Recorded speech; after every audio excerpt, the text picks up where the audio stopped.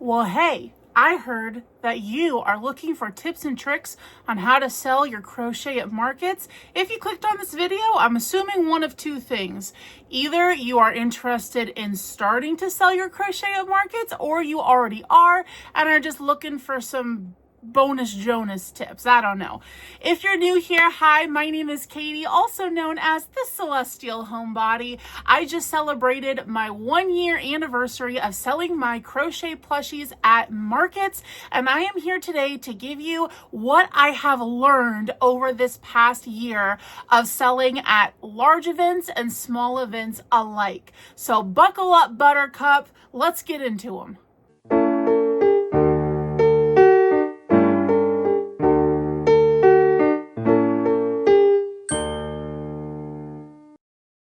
Okay, tip number 1 is to offer multiple forms of payment. When I first started doing markets, I only accepted cash because I didn't want to invest in like a square reader or have to deal with any of that stuff.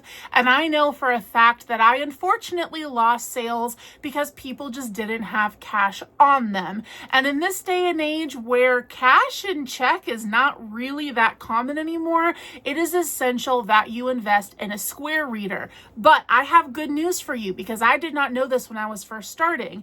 If you go to square.com, the website, I will link it for you in the description box. You can actually get a free square reader that plugs into your phone. It's really easy to register for one. You do have to put in your social security number because you only get one per person per business, I guess. But it is completely free. You don't even have to pay for shipping or anything. You just have to register your business with Square and then choose what type of plug you want. If it's a USB-C, if you want it to go into like your iPad, or a lightning bolt plug if you're going into an older iPhone. So you just choose which kind of plug you want, and then they'll send it right to your house. And that is like bare minimum. You don't have to pay any money for it, but that opens up the big wide world of card payments for you. I do believe that the free one is a swipe. It's been a while since I've used it. I don't think it's a chip insert. I think you just swipe the card. And I will warn you that in my experience, I only used it for one market before I ended up invested in the touch square reader, which I'll talk to you about in a second. But when I was using that free one, it almost never read the card, and I would have to end up inputting it like with the card numbers into the app because it would not swipe properly. It would not read. So with that being said, you can really honestly get away without even using a reader at all, because you can just enter in somebody's card into the Square app. Now that is kind of a pain having to do that because it takes a lot of time. If you have a line and everything and people are wanting to check out, obviously you're not going to be wanting to stand there typing in the 15 digits or however many digits are on a credit card. I don't even know. But that does take a lot of time, which brings me to tip number 2, which is invest in a square reader. I have the one that I use linked on my Amazon storefront. The link for that will also be in the description box, but it is one that is a tap reader as well as a chip insert. And y'all, this thing has been such a game changer for markets. Instead of having to finagle the little swiper free thing or having to punch in the numbers physically, people just tap their card to the top of this thing and it works like instantly. It gives a little beep letting them know that it went through. I have never had a problem with it connecting to my phone or my iPad. It just connects over Bluetooth and it has been so nice. If you're going to invest in anything for your markets, I highly recommend dishing out the $50 or whatever it is for one of these card readers. And bonus tip, on Etsy, they sell little acrylic 3D printed signs and holders for your square reader. So the one that I have has my little logo that is etched out. I think it was 3D printed. I'm not sure though.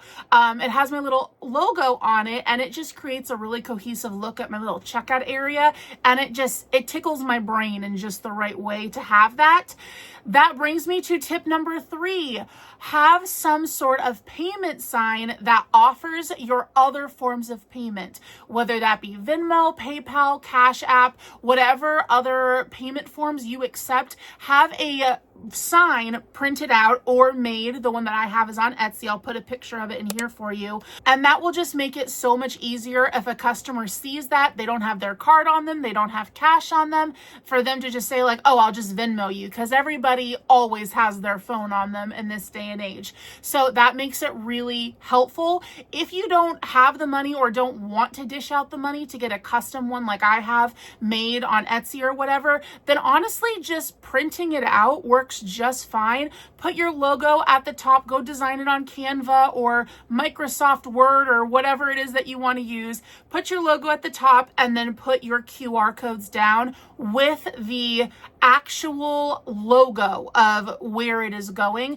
Don't just type in like PayPal in Times New Roman font. That looks a little sketchy to customers.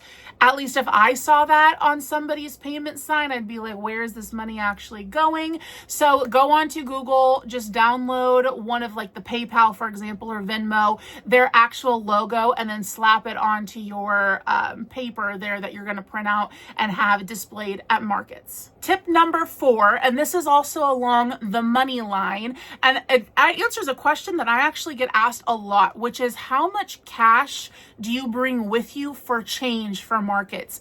And something that I've learned over the year is that it drastically changes depending on what event I'm doing.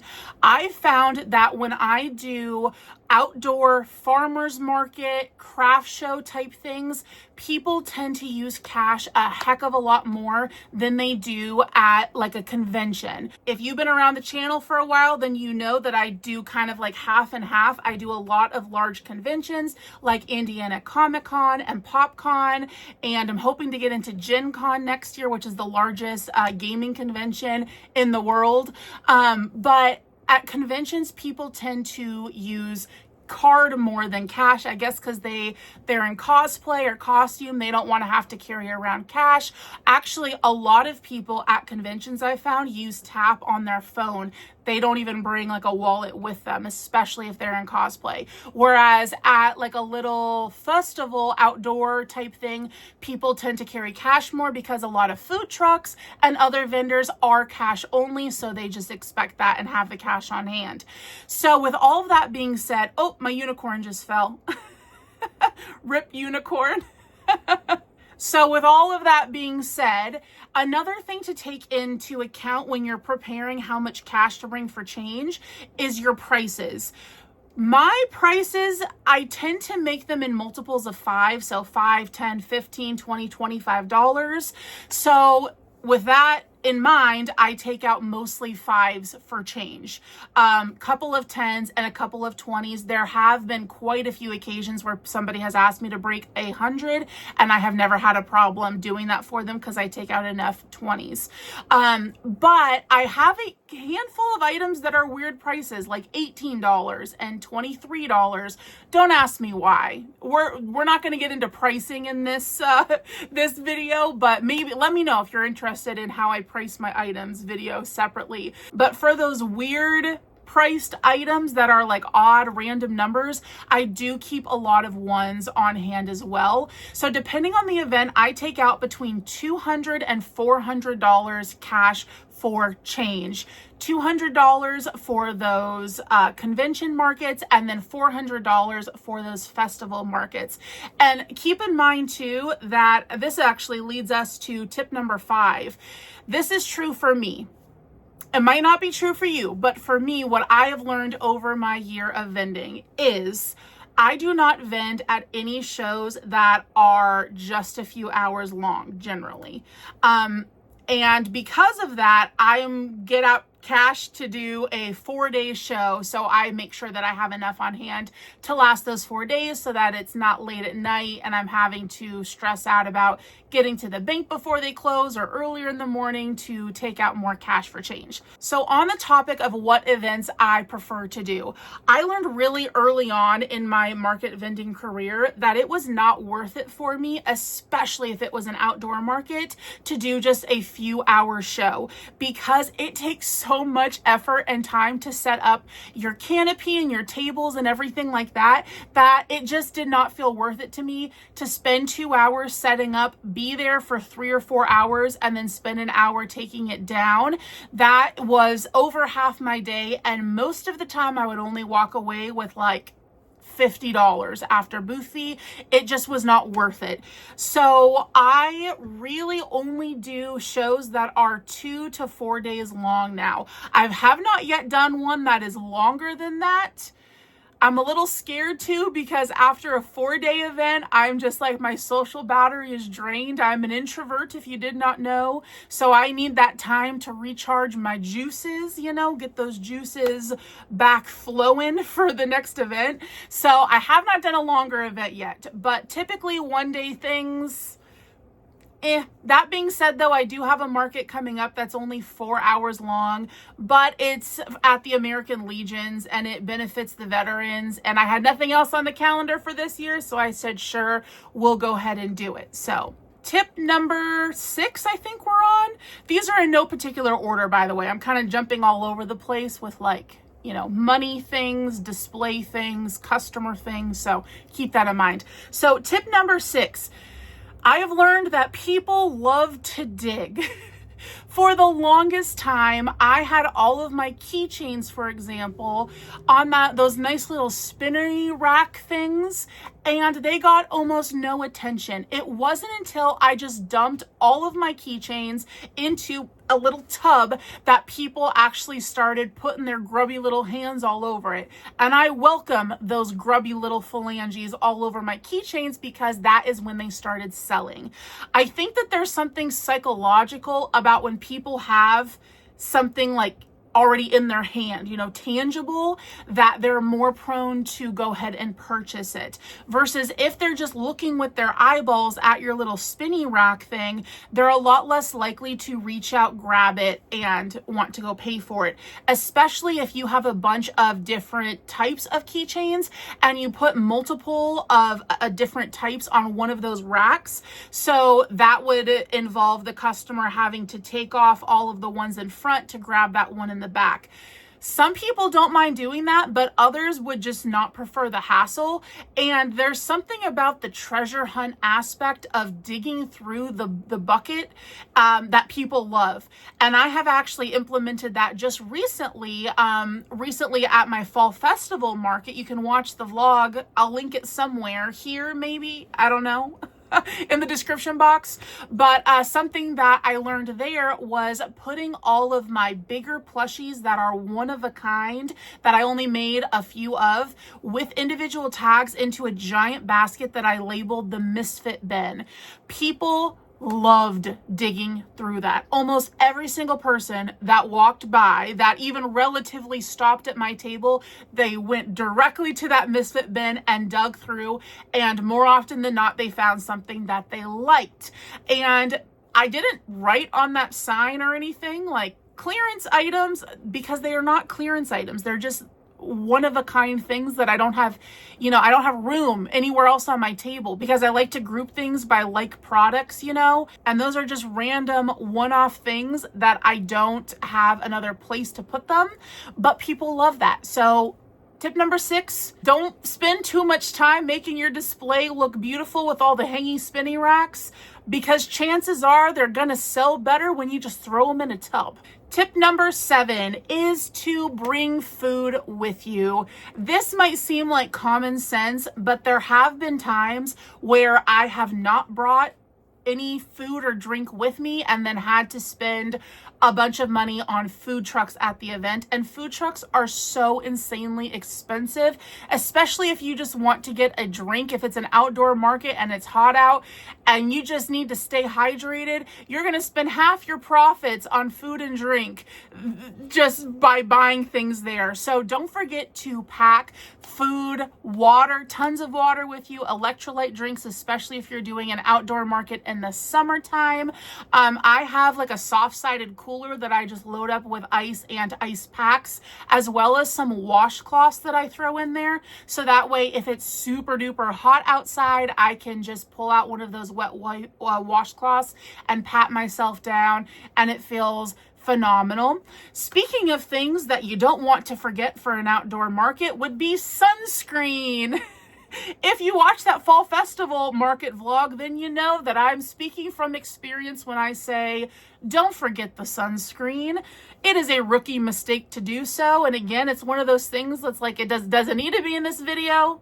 Did I really learn that over a year of selling? Yeah, because it's one of those things where it's like, it's so mundane that you don't think about it. Your mind is racing with all of the things that you have to pack in the car, making sure you have your tablecloths and your display items and all of your inventory and your price signs and all of that stuff, that you just forget food, water, and sunscreen. So definitely don't forget the essentials. Tip number 8 is don't pack up early.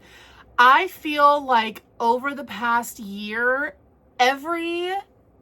almost every market, I dare say, 90% of markets, I have made some of my biggest sales when we're down to the wire. Sometimes even after the market has officially closed and I'm getting ready to start packing up, I've made my $100, $200, even $300 sales in that moment. Especially when all of the other vendors are packing up around you, it's really tempting to be like, should I just pack up? But those are the moments where you stand out. If you have a completely open booth, people are going to flock to you because there's nothing else capturing their attention. Also on that note, don't pack up early because it looks really bad. It makes you as a vendor look bad if you are one of the only ones packing up, or if it's an hour before the event's over and you're already putting away your inventory and everything like that. Number one, it makes you look bad to customers. They don't feel like you're approachable anymore because your mind is someplace else. You got one foot out the door, so you're not going to make any more sales after that. Number 2 is it makes other vendors, it puts the other vendors in a weird place, because if too many vendors are packing up early, then it makes the customers feel like the event is over, even if it's officially not over. And then the customers start leaving and they don't really feel like they can shop anymore because they think that everything's done with. So don't pack up early. You'll probably end up making a big sale at the end of the day anyways. Next up is bring business cards with you. So many people will ask you for a business card, but also a tip of mine is do not include business cards with every purchase unless you have the disposable income to do that. When I first started vending, I used to put a little business card in with every single purchase, and a lot of people do that, but then by the end of the event, especially at a convention, you would just find business cards all over the floor of the convention center because people don't necessarily want them. Now, if you do something, I've actually been wanting to do this and just haven't gone around to it, but if you wanted to do like a business card price tag combo where the price tag on the plushie is also your business card on the back, it has your contact info and stuff, that is a great strategy. And in fact, there is a cool trick that you can use to do that. Have at Canva or Vistaprint or wherever you get your business cards made, get business card size things, but design it so that your price tag logo and contact information is on, like, doubled up on that card. So then when you receive all your business cards, just cut them in half and then put a hole punch in them, and then you can use that to tie a ribbon through or a stitch marker or whatever, and then use that as your price tag / business card. And I would be doing that if I hadn't have just ordered like 5,000 business cards a few months ago. So I got to make my way through all of my business cards that I have before I do that. But include your business cards only if they ask, or have them someplace visible at your booth. At my last event that I just did, I probably had 35 people come up and grab a card. A lot of people I find were kind of rushing because I was doing an event where there were other activities and shows and things going on. So a lot of people didn't even really look that hard at my booth. They just came up and took a business card because they wanted to see my stuff more in detail when they had a moment to do so. Along that line, another tip that I have for you is if somebody is asking about doing a commission, get payment or at least partial payment up front and get their information. Get their email address, the phone number, if they're comfortable giving you their phone number, because the amount of times where I've had people take a business card and be like, oh, can you do this commission for me? And I say, yeah, just, email me. You know how many times I actually get an email from them? Pretty much that many times. Almost never. So if you say right up front, like, yes, absolutely, here is a ballpark estimate of how much that would cost. I'm going to take 25% or 50% up front right now. Let me get your information. Here's my timeline. If you make it more of a transaction like that, then they are a lot more likely to follow up with you and you can make that additional sale. Or if they don't, then you just get to keep the deposit money because that is exactly what a deposit is for. So win-win. Next tip is vertical space cells. I talked about this extensively in the video where I'm critiquing my viewers and subscribers' booths. That I will also link for you somewhere and in the description box. That is a long video, but I have been told there's so many comments on that video saying that it has been so incredibly helpful to them when deciding what kind of display things they wanted for their booths. And I talked about how vertical height really makes a difference. It takes your display from everything sitting on the table and kind of creating like a vibe of a flea market or a yard sale and elevates it into like almost like a mini storefront. And it just looks a lot more professional, and it also draws people in, especially adults who are taller. And if they're like me, 6 feet tall, looking down at a table is not something that I instinctually do often. Most of the time when I'm walking by booths, what catches my attention is the things that are up high, right at my eye line. So as many eye lines as you can like target in your display, the better. You want things low on the table for the kids, maybe even lower on like a half height table for the little itty bitty kids, and then a couple of different tiers of height things for the adults of all different height ranges. So put some, what is this? What is this? Put some height in your display. And if you're interested in more tips about your display specifically, you can go watch that video when you're done watching this one. Next, along the lines of display, and something that I also talk about in that video, but something that I have learned is people want to see your prices clearly marked. What I do at my booth now is I print out these little signs that I draw myself, because if you did not know, I'm a digital artist. I actually designed this shirt that I'm wearing. It's my professional hobby collector shirt. You can get it on my website if you're interested. Sticker form as well. Look at me doing a little shameless plug. But I am also a digital artist, so I do little doodles on Procreate on my iPad of my items. I put those onto signs that all look the same with the exception of the price and the little item that's on the sign. So it creates a uniform look but still gives it personality, and people when they're looking at that can see right away exactly how much the item costs. On my bigger items or in the misfit bin where I individually price tags, I use stitch markers, little purple stitch markers, because they match my brand, and I use those nice big tags. I get them at the Dollar Tree. They're not the cheapest. I think you probably could get them cheaper at Amazon or AliExpress or Temu or whatever. But they're great because they're nice and big, so that even from a ways away, if that price is facing out, which I always make sure that the price is facing out, on those big plushies especially, people can see how much it is. And that also cuts down on people fondling your stuff. Especially if you're at an event that has alcohol. Alcohol typically and plushies do not mix well. I've had a couple of instances earlier on where things have gotten dirty from people's grubby hands, sticky hands from kids, alcohol like beer spilling onto my table. At the Renaissance Fair, we had a bunch of mud and my plushies getting dropped in mud and then having to be clearanced out because I could not for the life of me get that mud out of it.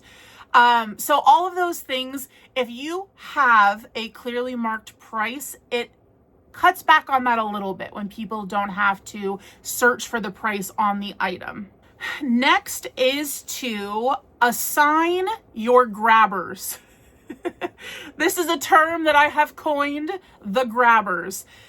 This means that put your items that are either the best sellers and or the most coolest, the biggest, the most decorative, the coolest.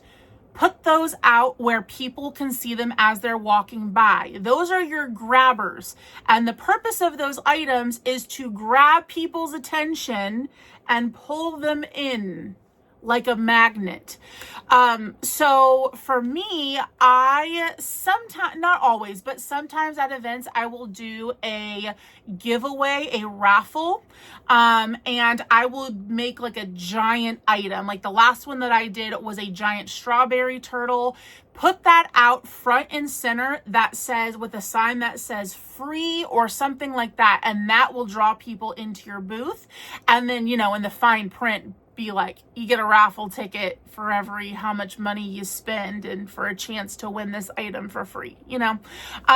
So put your grabbers out to draw people into your booth. It makes the world of difference if the market that you're doing, the organizers allow you to work a little bit outside of your designated space. So oftentimes for an outdoor event, you have a 10 by 10. Sometimes if there's a little extra room, you can get away with pulling your tables out of your tent a little bit. And as long as the weather's nice and it's not raining or anything, I recommend doing that, because then you can put those grabbers out on that table or that bookshelf that you have sitting outside of your tent.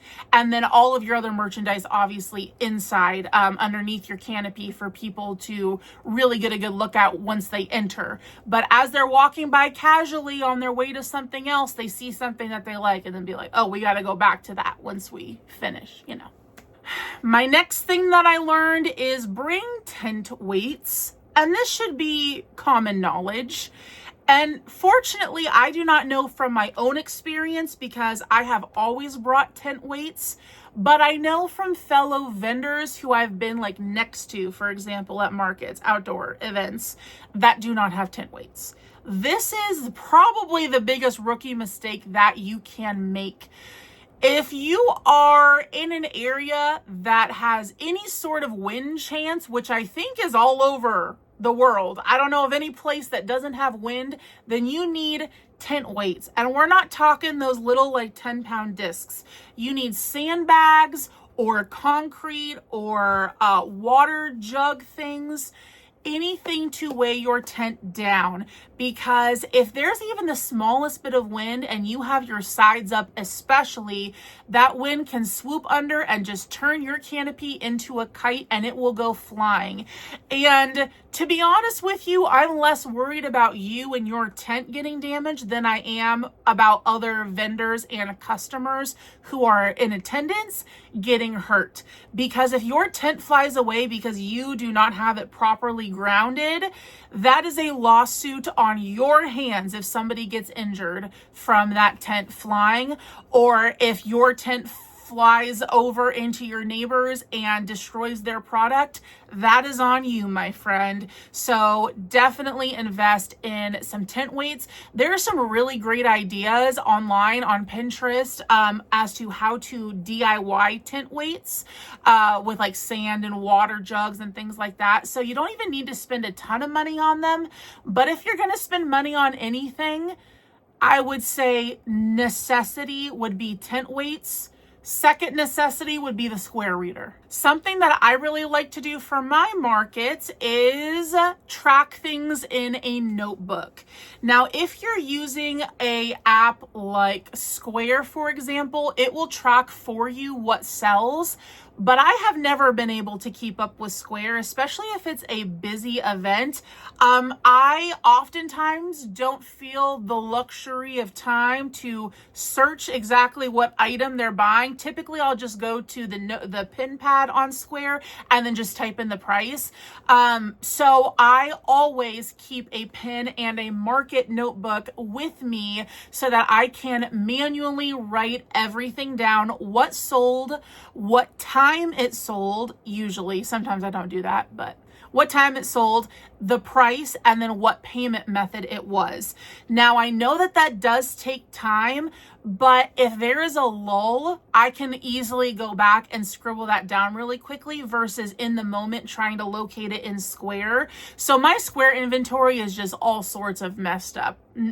There are some things that I have in there that have been sold out for months. All the quantities are wrong. So I don't even bother with quantities in Square anymore. I did that for a few markets and it was just too cumbersome for me. So I do it the old fashioned way on pen and paper. And I also like that it all stays in one place in that one notebook. So I can reference back to like a prior year. Like for example, I just did Fall Festival For example, I just did a fall festival market that I did last year, and I was able in that same notebook to reference back to what sold at what time, what were my best sellers last year, what were my totals for the day, cash versus card percentages, all that stuff. I could just flip back and forth and easily locate it without having to go through Square. So keep a notebook and a pen with you in your go bag for markets, and I love doing it that way personally. The next thing that I learned is to put your impulse items near your checkout area, and this is something that grocery stores do. I mean, you've probably known from the time you were a wee little thing that the candy is going to be right next to the checkout, as well as the gum. Usually the lottery tickets are somewhere up near the front of the store as well. And that is a psychological thing that stores do to make you purchase those last minute things. They're normally cheap little things. Actually, I don't know that I've ever seen like anything over $10 at the checkout at a grocery store. Those are what we call impulse purchases. You can do that at your booth too, and honestly, it works. Usually right in front of my little checkout crate, I have some sort of thing there. This last time I did little flower pals. In the past, I've done the leggy frogs. I keep it under $20 in that little section. My keychains I always put right next to my checkout as well, because those are the things that as people are paying, something will grab their eye right there, and it's, you know, it's cheap. It's easy for them to be like, oh, let's add this too. And that makes a big difference in sales. Sure, it's $5, $10 every couple of transactions, but that adds up at the end of the day. The next thing that I learned is to make friends with your vendor neighbors, whether they are crochet vendors or not.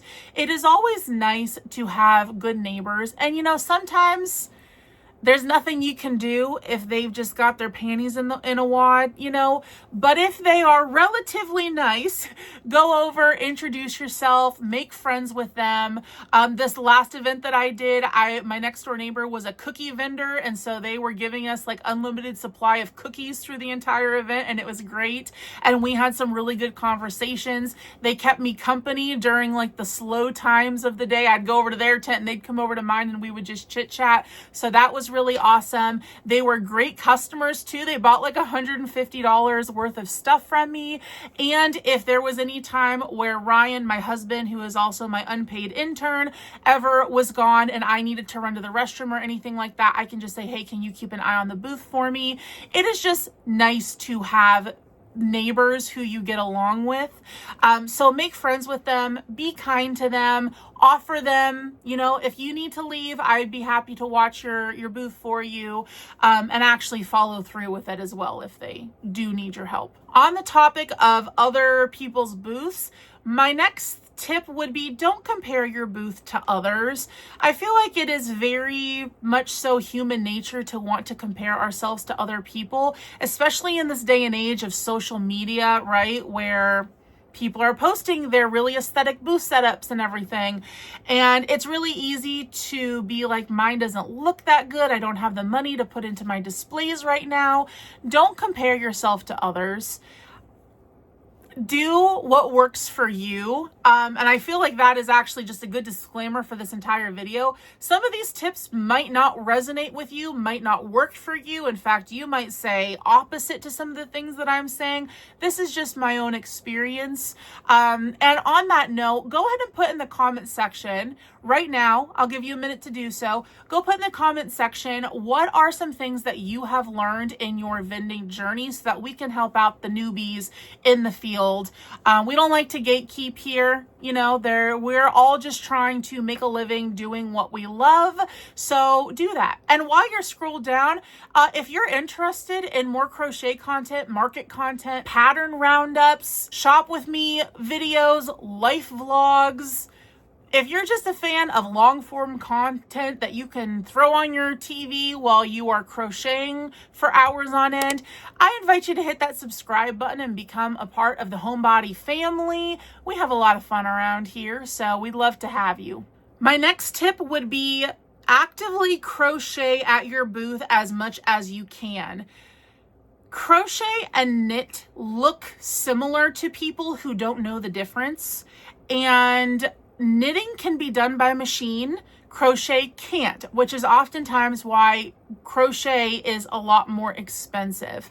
And people don't know that. The average public does not know that. So I try to have a whip with me, a work in progress with me at every event that I'm at. So that way, as people are looking around, shopping, or just walking by, I'll have people come and just stand and just watch me crochet. And that is a great way to educate the public about what crochet is, what can and can't be done with it, the different types of crochet, flat crochet, amigurumi, all of that stuff.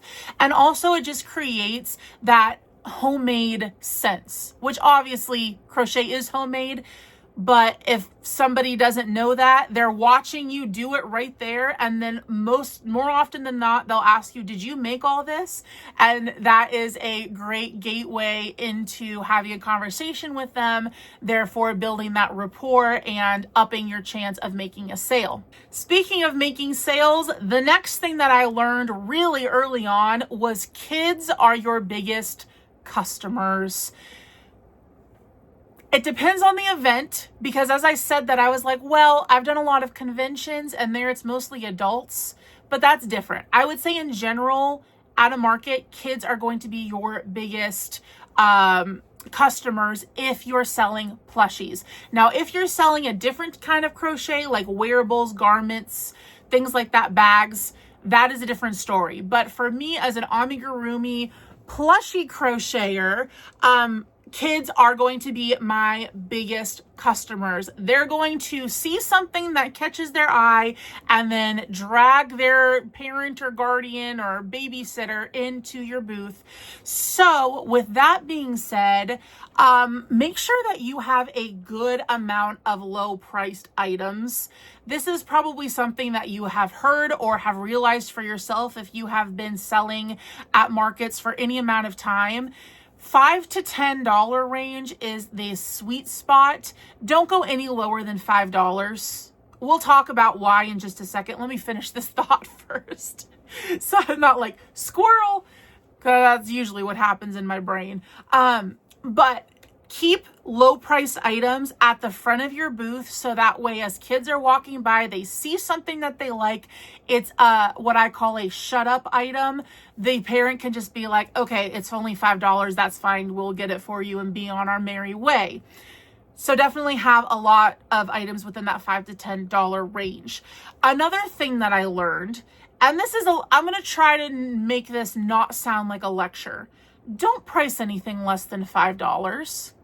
Unless it is like a clearance item. I have done like $3 items in the past that are like super clearance items.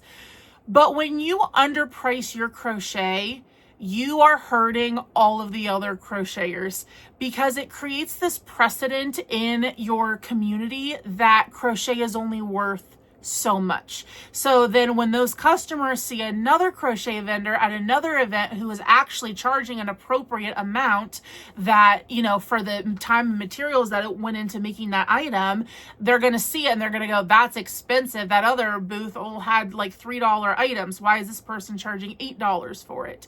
So I've heard a lot of people, especially who are older, you might be one of them, who say, I just do this for a hobby and I just, you know, sell my plushies to make money back to replenish my yarn stash. That's fine and dandy, but there is a fine line between selling it so that you can get rid of it, but not undercutting yourself and other crocheters so much that it looks bad for everybody else, you know? And I understand that there is, you know, a competitive side to the market where if you're at an event with other crocheters, you want to have the best prices. But don't undersell yourself. You are worth the time. Crochet, although a lot of people do it now, crochet is a specialty skill. So pay yourself for what you're worth, having that really cool, awesome skill that not a lot of other people have. Also, the cost of materials nowadays are so expensive. As you can see, I am familiar with buying yarn. I know how expensive yarn and materials are. So selling an item for $3, you're not even making back material costs most of the time. So pay yourself what you're worth. The next thing that I learned is that you're probably not going to sell a lot of big items. This kind of goes back to what I was just talking about a second ago, where that $5 to $10 range, I would say even pushing $25 most of the time is going to be your sweet spot. Now, if you're doing a specialty event like how I did Comic-Con and I had very specialty items that I made for that event that were higher priced in like the $100 range, then I might have a much better shot at selling those there versus at like a little farmer's market where you have an $85 item. Those are going to move very slowly. And there's nothing bad about having those items at your booth. You just have to have in mind that you're probably not going to sell them the first time you bring them to market. But going back to what I said about the grabbers, have those at your booth because they're good grabbers. Those big, extraordinary things that have a lot of detail and a lot of color, those bring people in. Most of the time, they're not going to want to actually purchase it, but they're going to say, that is really cool. You're really talented. Let's go see what else there is. So don't count on selling your big items, but bring them with you, if nothing else, for display. And then the last tip is one that my husband Ryan actually contributed. He is also a crocheter and works with me at my booth. And he said that if you want to make a sale, all you need to do is either start eating or walk away and leave your helper in charge. Because that happens almost every single time. I don't eat all day, and the second I finally get my hands on some food and I take my first bite, that's when a customer comes up, and then I have a mouthful of food and I'm trying to collect their payment and it's a mess. Or I walk away from the booth to go to the restroom and my husband makes a sale of the biggest item at the booth. Happens almost every time. So I don't know what weird twist of fate that is, but take it with what you will. Well, that is everything that I could think of, at least, that I learned in my first year selling my crochet, plushies at markets. Don't forget to leave that comment down below and take a look at those comments because other people might have some tips and tricks that I did not mention here. And if you're interested in a more market prep videos, there is a playlist on my channel called Markets that has vlogs from physically selling at markets, market prep stuff, tips and tricks just like this. So you might be able to get some little nuggets of information out of those. Well, thank you all so much for hanging out with me today. I wish you the very best of luck in your crochet vending journey, and I hope that you get rich. All right, thanks again, everybody. I hope to see you on the next one. Bye-bye.